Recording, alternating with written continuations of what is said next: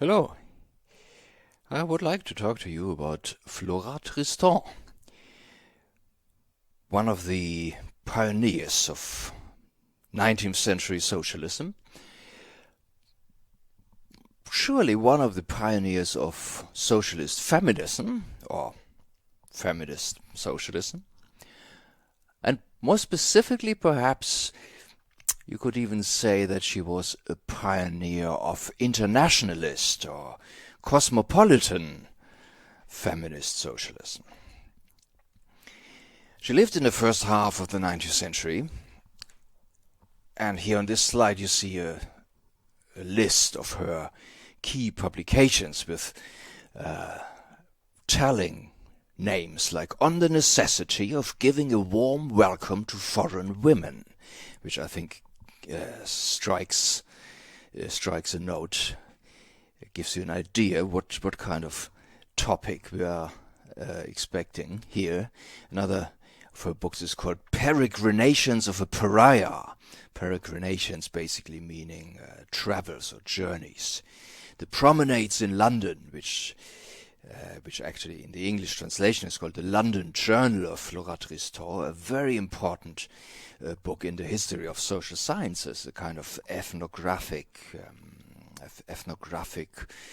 we would call it a mixed method research publication, long before the social sciences not long before, but somewhat before the social sciences in the way we understand them actually even existed. And probably her main work, one of the key texts of the labor movement in that period, is called The Workers' Union, about which I will talk quite a bit more later on in the presentation. Now, she was born in 1803 in Paris to a French woman, about whose background we know very little, and a Peruvian aristocrat who was a colonel in the Spanish army, whose name was Don Mariano de Tristan Moscoso, a rather posh person, as you can kind of tell from the posh-sounding name, who was a friend, by the way, of Simón Bolívar, one of the key figures in the Spanish-American Wars of Independence that led to the establishment of not just one country, but about 5 of them: Venezuela, Colombia, Peru, Bolivia, and Ecuador. You see all these countries that were carved out of the Spanish Empire in Latin America.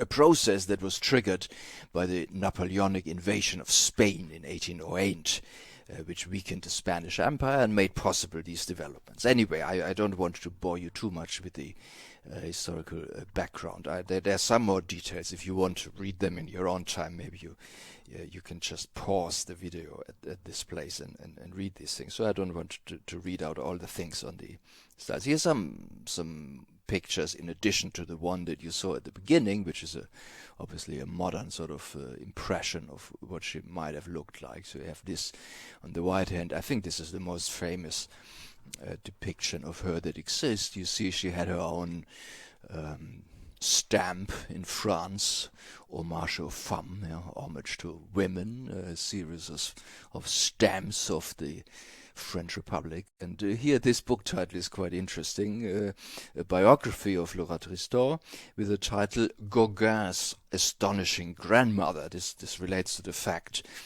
that she was the grandmother of the painter Gauguin. So I don't know if you're familiar with Gauguin's painting. If you see the paintings, you can kind of guess that this man must have descended from a family background with quite wild and sort of mixed elements, and involving people probably who traveled a lot, and that is the case here.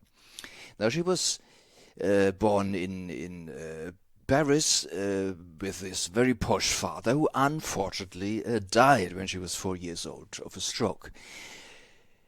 So the house that she had, or her mother had, just outside Paris, was confiscated because they counted as enemy aliens. So this was a wartime period. So in the in the period after the end of the French Revolution, obviously. So her parents had married in Spain, where her mother apparently had been a refugee from the French Revolution. So they didn't have any of the necessary papers. So she was actually, which she found out later in her teenage years, that she was actually an illegitimate child because her parents or her mother didn't have the necessary paperwork to prove that they were actually married, and they were suddenly very poor. So that is certainly something that is sort of gives you sort of an impression of the start to her very, very to a life that was very much characterized by ups and downs. So she started in a rather wealthy and posh environment, with one side of her family being from this very significant aristocratic line from Peru, very posh. And then suddenly this changes completely, and she suddenly finds herself very, very poor. So basically, in a sense, less than working class, if you like. And that was what her life was like from her teenage years until basically throughout her life. So she married, and her employer, who was a painter and graphic designer or something like that. The marriage was very unhappy, and she left this abusive husband after 4 years of marriage. But that wasn't so easy, because there was no such thing as a right to divorce. So she was fighting for the next 13 years for custody of her 3 children, and her right to leave this marriage and she struggled to make a living. One of the ways she made a living was working as a chambermaid to a number of English women whom she accompanied on their travels in England, in Switzerland and Italy. So her job basically involved traveling around and basically being obviously a translator and a dolmetsch, an interpreter for these English ladies. Herself obviously having, I guess she was able to do that because she had on the one hand the kind of very posh side of her background, and on the other hand she was a working class woman in that respect, that she had to earn her money in this way. Now, at some point in this rather tough and probably quite exhausting life, she had the brilliant idea, remembering the posh side of her family, and she wrote a letter to a very wealthy uncle in Peru, hoping to receive an inheritance from her deceased father. Now, this wealthy uncle did not give her an inheritance because he didn't want to acknowledge the legal implications, I guess, but she was sort of half successful because she received from this rich uncle a regular pension. So there was a regular check coming from Peru on which she was basically living. That encouraged her in reconnecting with the aristocratic side of her family, and exhausted by the ongoing struggle of her life in Paris, she traveled without her children, whom she left with relatives, to Peru in 1833, basically on the day of her 30th birthday. And her mission was basically to get this inheritance, or to be fully acknowledged as a member of her family.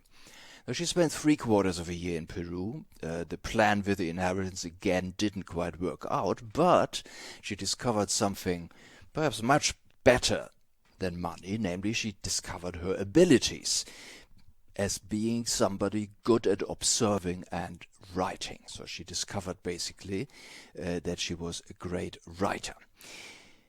In France, she was an outcast, basically at the bottom of society, whereas in Peru, she was acknowledged by her relatives, although they didn't want to hand over that inheritance, but still she was acknowledged as a member of the family and as an intelligent, energetic, curious, and indeed brave individual. Just think of that journey from France to Peru.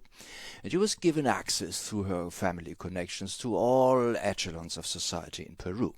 And this she used to make observations and to take notes, as you do basically in a sort of almost like what we would call a participant observation sort of action research, a kind of ethnographic studies. And she returned with the diaries where she had taken notes of everything she had experienced in Peru and also on the journey to Peru, which was obviously a rather the journey itself must have been quite an adventure. So she returned with these diaries, and they became her first publication, and she became instantly famous with that book, Peregrinations of a Pariah, published in 1838.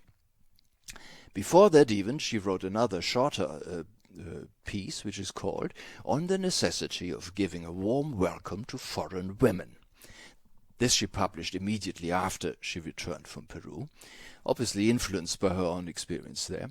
Foreign women referred here both to visitors from abroad and to women from the countryside within France, so women from the French countryside coming to Paris, probably for looking for work, or women who were abandoned, single mothers, and all these kind of constellations that you can imagine of poverty and destitution that makes people to travel, to escape to the big city.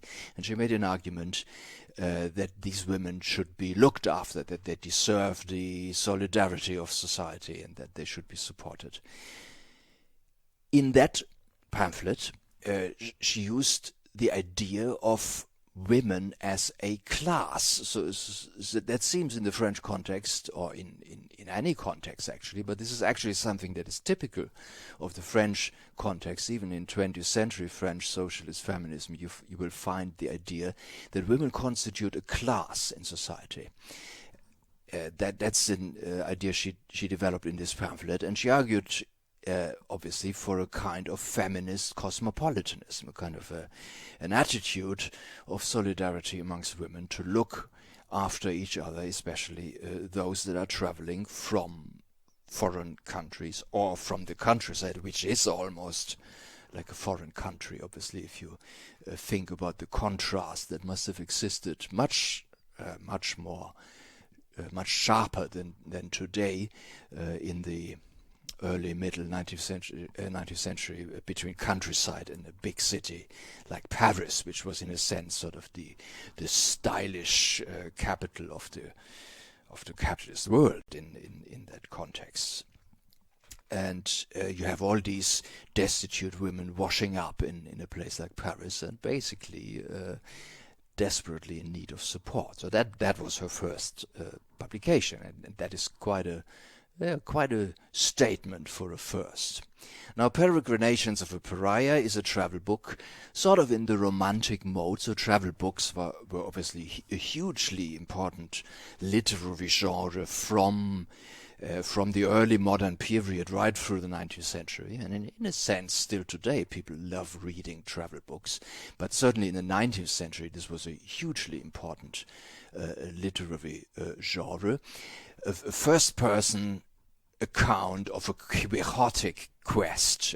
She goes to Peru with a goal that doesn't actually work, but all kinds of other things work. And in that context, she makes all these, what we would call ethnographic descriptions of what she had seen. On the journey, she visited Cape Verde. She described the slavery there and some encounters. She described how they circumnavigated Cape Horn. She describes the political struggles in Peru after independence was won from the Spanish Empire. The customs of women in Lima, that's one famous chapter. And also lots of scathing comments on her own marriage and other things purporting to her family, to the effect, unfortunately, that the before mentioned uncle didn't like terribly much what she was writing about them, and she lost her paycheck from Peru. But she actually didn't need it anymore, because she was now a celebrated writer on the strength of that book. Her second book is again a travel book called Promenades in London. Obviously written after she visited England again. She had published several travel pieces in newspapers. That's basically what she was living on. And on that trip, she started attending feminist meetings.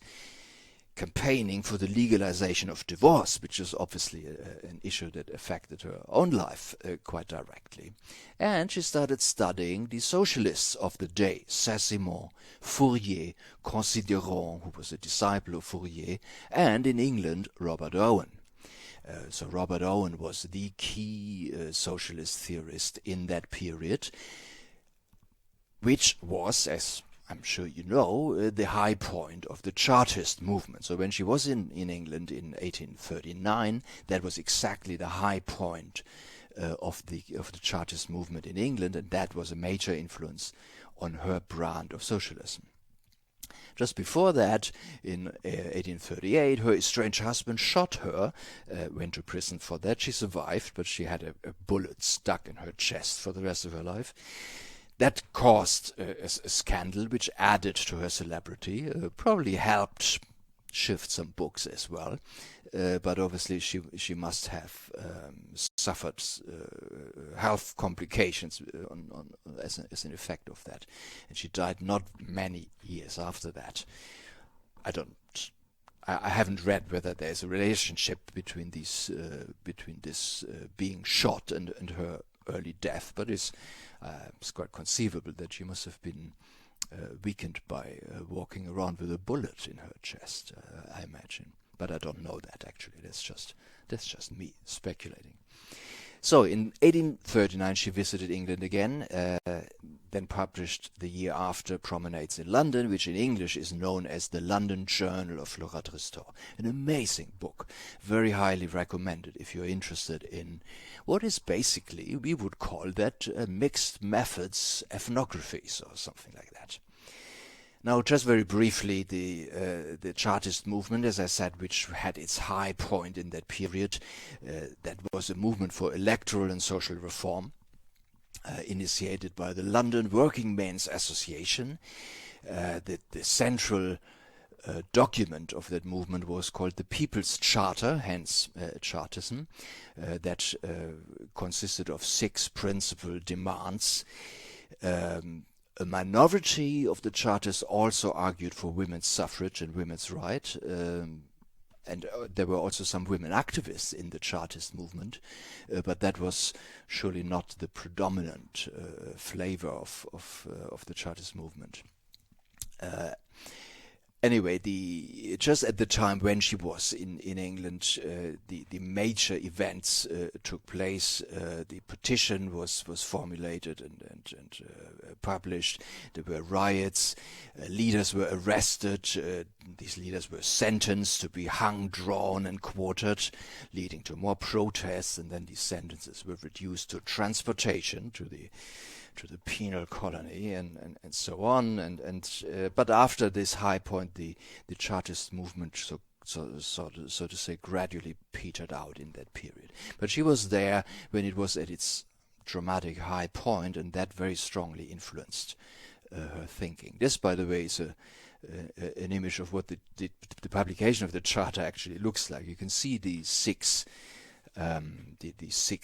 principal demands there. So they are the kind of, if you like, under, you see the heading, the People's Charter, then you see one double line, and after, below that, you have the principles: universal suffrage, no property qualification, so you have the suffrage without property qualification, which was a very radical demand at the time. Annual parliaments, like an election every single year, a bit like in Italy or Israel actually nowadays. So every year a new parliament would be elected. Equal representation, that obviously refers to the fact of rotten boroughs and all that, so that every equal portion of the population actually has one representative. Payment of members, so members of parliament, the demand was that members of parliament should be paid a salary, which would allow people who are not independently rich to become members of parliament, and vote by ballot. And you can see here some of these drawings. These are kind of balloting machines that the Chartists propose should be used in the election process. So you might know the word ballot is actually related to the word ball. So I think it comes from Italian, means sort of a small ball. So there was in in other countries, balloting machines were used, where the voting basically takes place by putting a little ball in these holes there. So this is how you actually do the voting, which is thereby anonymized. So these kind of things were the discussions of the day. But this is just in brackets, sort of the to remind you of the historical background of the trip she did in England. Now, the London Journal, as I said, an amazing text that I very strongly recommend you to read, consists of first-hand observations that she made, but also sources that she was reading and collecting while she was traveling there, and also theoretical literature that is different from the earlier text, the peregrinations, that resulted from her journey to Peru. So she is now becoming much more like basically a kind of a social scientist almost in the sense we use this word or this idea nowadays. The principal concerns of the text, the London Journal, class, ethnicity, and the position of women. So she goes to all kinds of places. She looks at and describes factory work, prostitution, the Irish and Jewish quarters in London, the spectacle of horse races at Ascot, which she describes in class terms. So she describes how different people from different classes of English society differently partake in this strange spectacle. Schools, a mental asylum, prisons, the role of age, that is very interesting. The display of manners in the Houses of Parliament. So very typically ethnographic work that she does there. She discusses the education of women, and she discusses, of course, the Chartist movement and also the Owenites. So in this period, on this journey, basically Tristan came to see grassroots organization as a way to overcome socialist utopianism. By utopianism, we typically mean the writings by usually middle-class or upper-class socialist theorists who sit down, write a big book on how society should be organized. And then, after they got that covered, they have the big blueprint, and then they go around and try to find people who would realize that utopia. That is usually what we mean when we and it is of course a disparaging term, so it is not a compliment. Utopianism in that sense is not a compliment, although in other contexts it can be a positive concept. But in this context of early 19th century utopian socialism, when we use this phrase, usually we mean that where it's not really derived out of practical observation of an actual social movement. And that was what Flora Tristan came to understand. And I think she understood this while she was in England visiting. Under the influence of the Chartists, the Owenites, and also, interestingly, the Catholic Association in Ireland, so the early Irish nationalist movement. That was also a grassroots organization.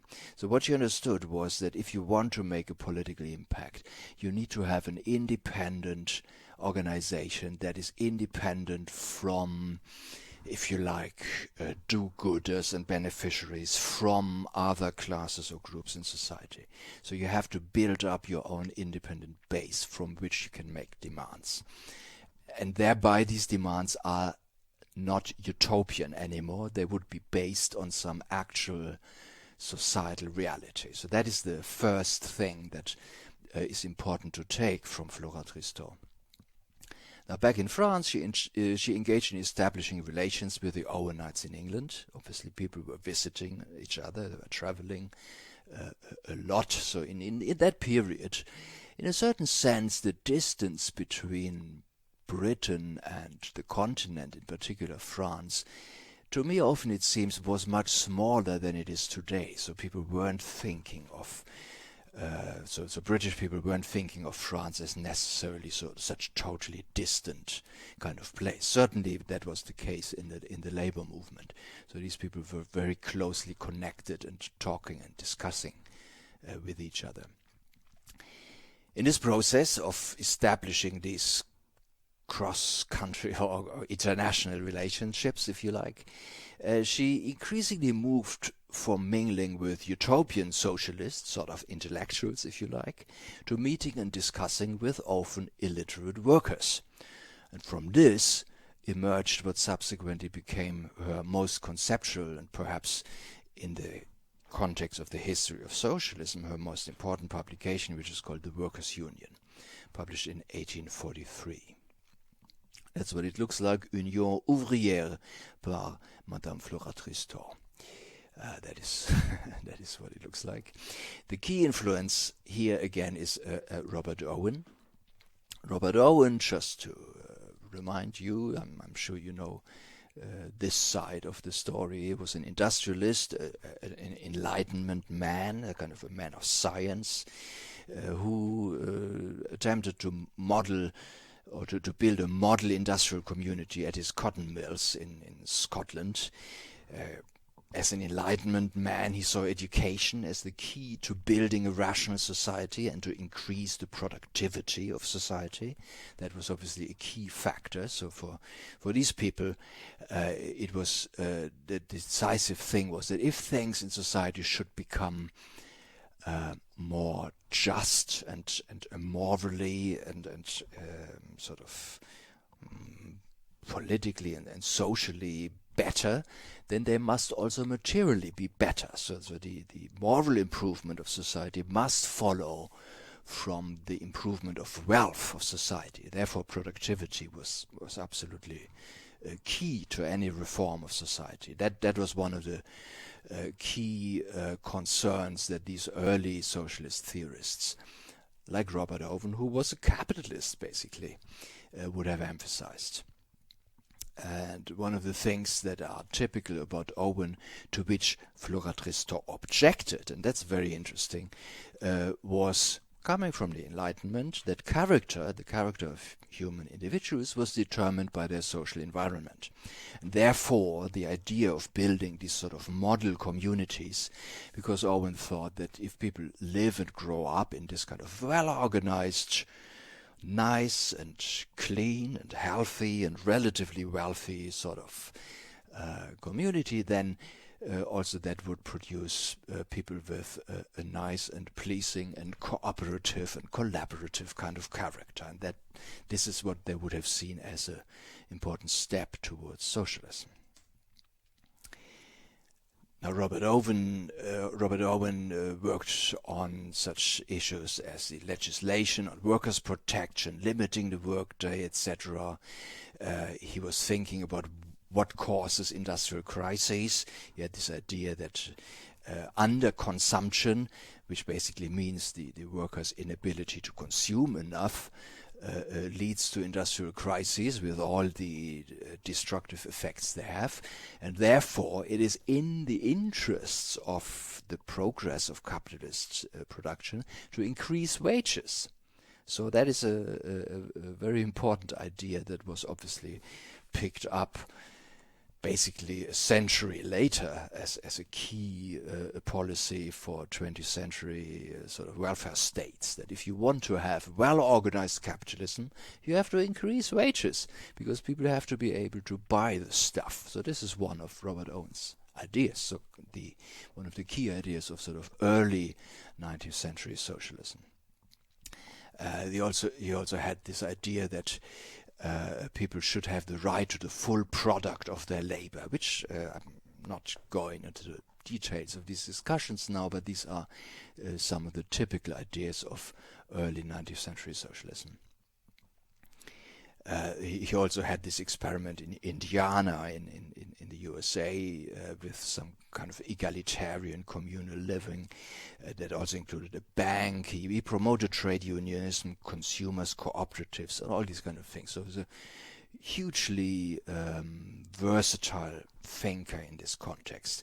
So this is the principal influence on Flora Tristan and many others in that period of sort of early socialism. When I say early, it's a bit it's always a bit funny to have these categories of early and late and so on. What we really mean by early is basically before Marx. That's what early really means. So as you might remember, we are talking now about the early 40s. So that is also the period when Karl Marx starts writing. So there is very much an overlap. So when people say early socialism, they usually mean 19th century socialism before basically Marx and Engels really get going in the late 1840s. So that's what we mean by early. Early in relation to Marxist socialism, really. Now, her critique of Owenism is quite interesting. The bit that she rejects is this idea that environment here simply means, or it primarily means societal environment. So the environment that consists in the society. She critiqued Owenism for being too deterministic, too much in love with the idea that human character is a product of our societal environment. So too much emphasis on society, basically. That's the critique here. That is quite interesting for a socialist thinker, because obviously we think, when we talk about socialism, we typically think of a worldview that sees society as the determining factor of what human beings are.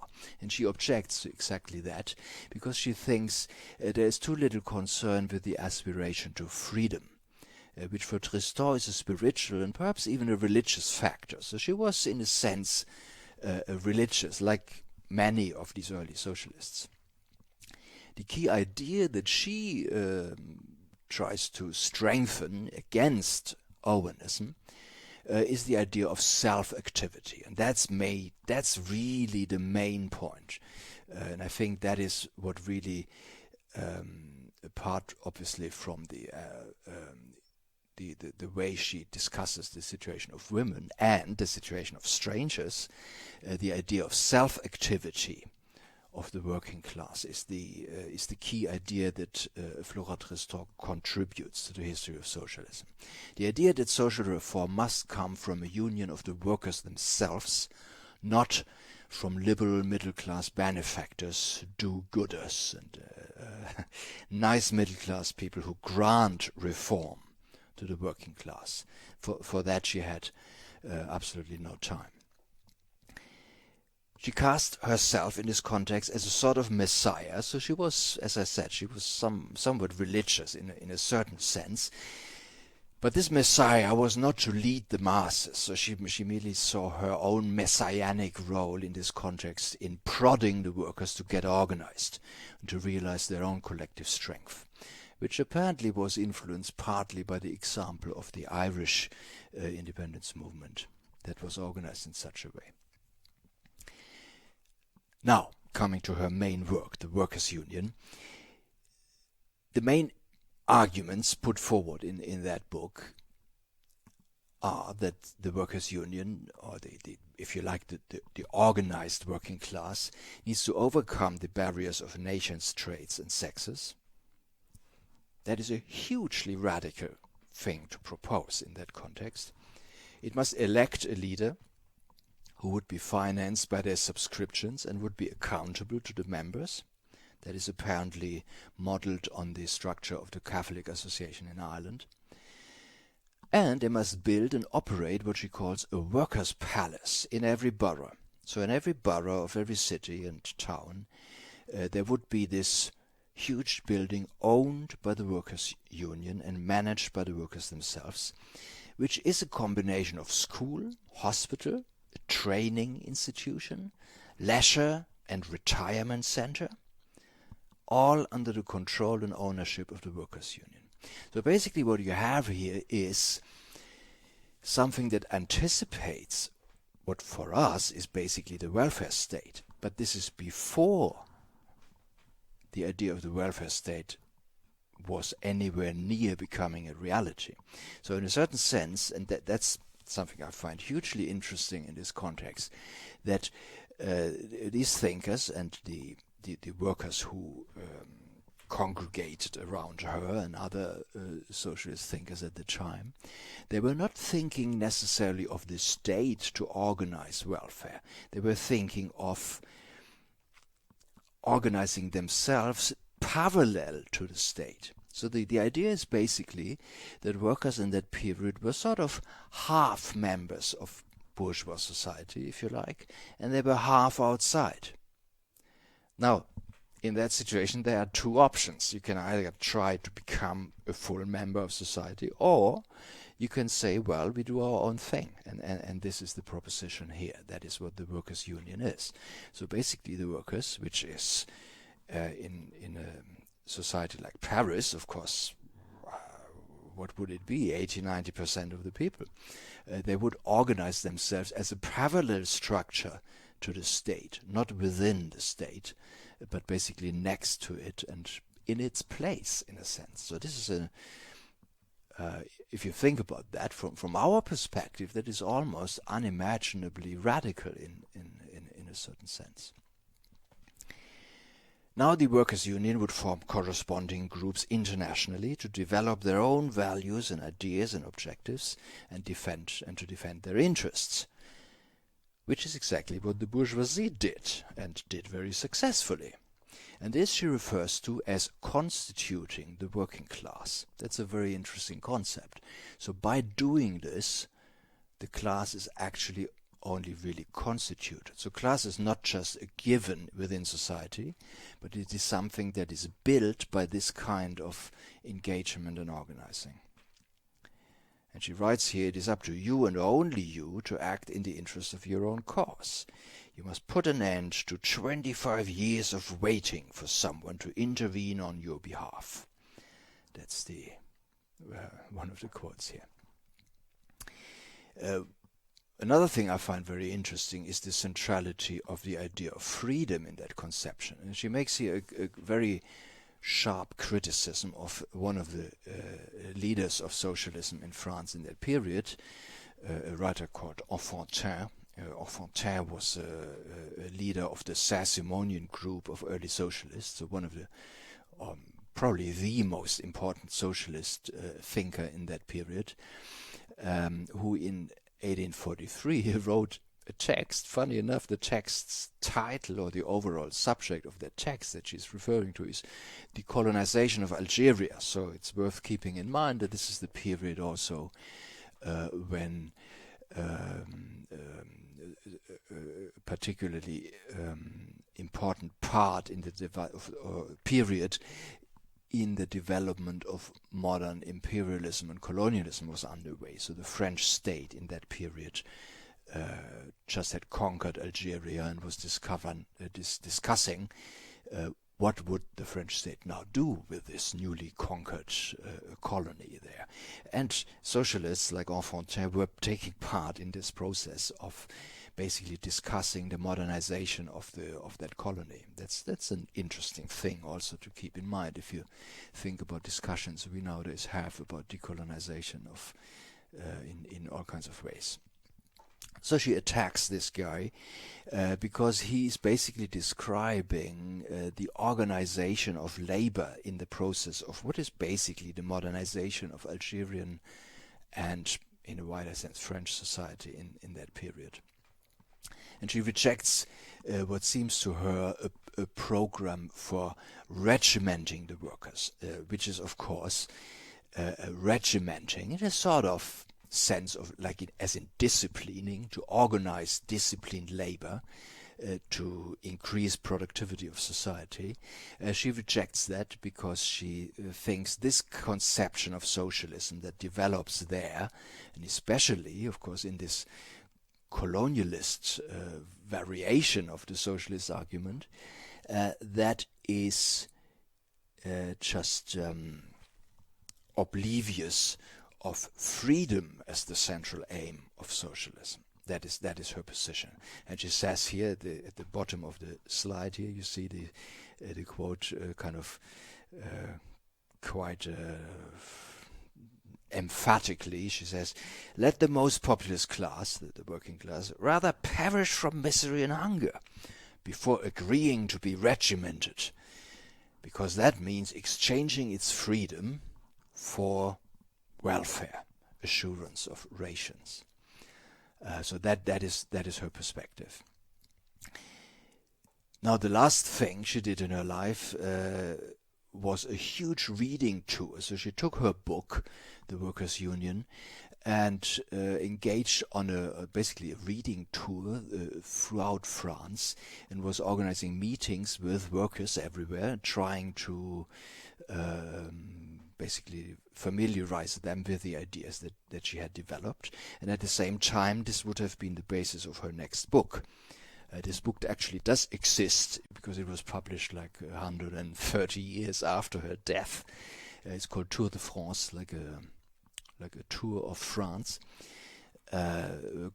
consisting of the notes of all these conversations she had there with these meetings with workers and whatever else she observed on yet another peregrination, if you like, that she did. And in that process, which again was a kind of action research, as we would probably call it, she died probably from typhoid fever. Another draft that she had written in that period was published at the time, called The Emancipation of Woman, which sort of brings us back to the feminist angle of this, on which I would like to focus now in the remainder of this. One chapter in the book, The Workers' Union, is called Why I Mention Women. So that is, if you like, that is the feminist chapter in that book, which is extremely interesting. If you want to more detail about that, I've in a book I've written, which is called Beginning Classical Social Theory. There's a chapter on this where I discuss this in much more detail. Just a few quotes to sort of round up this presentation from that chapter of the book, The Workers' Union. Up to now, woman has counted for nothing in human society. All have treated her as a true pariah. So she liked this concept of the pariah. Obviously, she saw herself as such, an outcast, basically, in more than one sense. So I'm sure there is a sort of undertone of ethnicity also in there, because she was obviously half Spanish or Peruvian. But the wisest of the wise have also, for 6,000 years, that was actually at the time how long people believed that the world had existed. So that was before modern archaeology and all that. So basically forever pronounced a no less horrible verdict upon another race of humanity, the proletariat. I find that quite interesting. If you closely read this, the use of the word race is obviously very strange. So she's discussing, and that's quite typical of this sort of early 19th century way of using certain words. The word race doesn't really have a fixed meaning yet. So it means it can be used in a variety of ways. So the proletariat can be a race, and women can be a race. So basically, what does that actually mean? So it's kind of tricky. I find it quite fascinating when we read these kind of old texts to think about how they use these words, which is very, very different from how we use these words, or rather how we do not use these words, such words as race, obviously. So, but for her that's perfectly normal. Basically, race just means something like category. So the category of humanity, the proletariat. So are also true pariahs. And then she refers to the French Revolution of 1789, where sort of the emancipation of the proletariat sort of begins, but for women, that is 1789, the revolution is still to come. So that is the principal proposition. Now I will not, I have now a number of slides with extracts from the text. I do not want to read them out because that would be a bit too much reading out of slides, but obviously you can pause the video and read them if you like to have some more idea of how and what she's writing here. So she's describing the life of workers, and she makes the argument that it's quite funny in a sense. She says for the upper classes, or upper class men, they have a lot of variety. So if they are not married, or they don't have children, or they don't have friends or whatever, there's a lot of possibilities for them where they can get sort of friendship and entertainment and someone to talk to, etc. And she says that basically for workers, all these possibilities don't exist. Workers only have their wives. That's part of the argument here. So she makes an argument. It is kind of it's interesting when you read this. It is different from what feminist arguments look like in the more recent context. So you will find it quite strange, because she emphasizes a lot of things that sound to us quite conservative in a way. So she describes the role that women have for working class men, and her argument for emancipation and equality partly is that women who are equal in society will be much better at educating children in a reasonable way, and that will be good for everybody. So the entire reform of society as a whole completely depends on the education of women, because she says women basically are the ones who do the educating, and they are the ones who do the bringing up of the children. So if you want to change society, you must make sure that women's lives are improved. That's the first step. This is that is the thrust of her rhetoric, of her strategy of persuasion. And then there's a lot about working class women, which is quite funny. So she makes a very strong point that one should not try to flatter the working class. And she certainly does not flatter the working class at all. So she says lots of quite nasty things. And she's directly addressing working class women for being quite brutal, mean, and sort of hard, harsh. And she says, well, I don't blame you for that, because you're living in very harsh conditions, but the reform of society depends on basically women kind of discovering their kind of gentle and sensitive and sweethearted nature. So it's sometimes when you read this, you think, this is not really what I expected a feminist argument to sound like. But obviously it is a feminist argument, but it is a feminist argument from a very different historical context. So I find it extremely interesting to actually read the text and go into the details of how she's trying to persuade. Obviously, it's a pamphlet. It's a rhetorical text. It's a text written to persuade or convince people of something. And this is how she goes about that. And then so she also addresses working class men, basically saying, look, you are not happy either. So you are not happy with your marriage. There is no happy marriage in the working class, because everybody is miserable and tense, and there are constantly arguments, and everybody's fighting with everybody. And the reason for it is that the conditions are so awful. So to make the conditions less awful, one important step would be to increase the education of everybody. So it's a kind of a mutually enforcing set of demands, part of which has to do with trying to be there's a sort of moral argument in there. So trying to have a better family life, basically. So there are a lot of things that sound almost slightly a little bit sort of almost a little bit sort of kitschy for our ears, probably, or maybe you could say somewhat conservative with a lowercase c.